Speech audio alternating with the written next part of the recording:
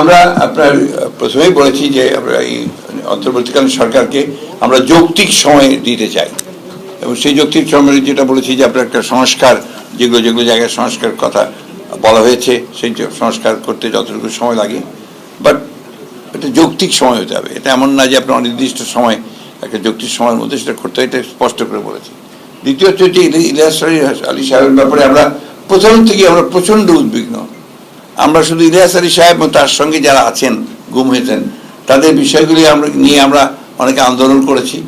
আমরা আপনার human rights যে আপনার কমিশন আছে বিদেশে, ইউনাইটেড নেশনসের, তাদের কাছে আমাদের প্রেজেন্টেশন গেছে এবং দিয়েছি। ইতিমধ্যে তাদের কমিটিও এসছে, আমার মনে হয় ভাবি জানেন বোধ হয়। হ্যাঁ, হিউম্যান রাইটসের ওদের কিন্তু আপনার ইউনিয়ন থেকে একটা ইনভেস্টিগেটিং টিম এসছে ইতিমধ্যে। আপনার যারা গুম হয়েছেন তাদের সন্তানদের সঙ্গে, স্ত্রীদের সঙ্গে তারা কথা বলতে শুরু করেছে।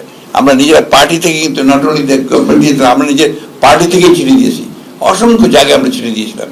তারই ফলশ্রুতিতে আজকে কিন্তু আপনার এই বিষয়গুলো আসছে। সুতরাং আমরা এখনো আশাবাদী যে এইগুলো আপনার সুস্পষ্ট ইনভেস্টিগেশন আমরা পাবো।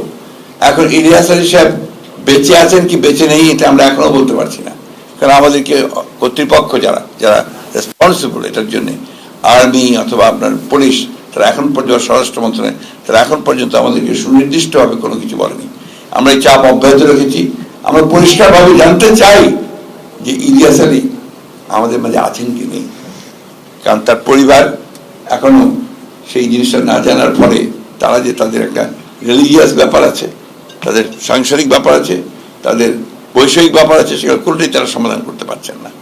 এই বিষয়গুলো আমরা অত্যন্ত সিরিয়াসলি আমরা কাজগুলো করছি।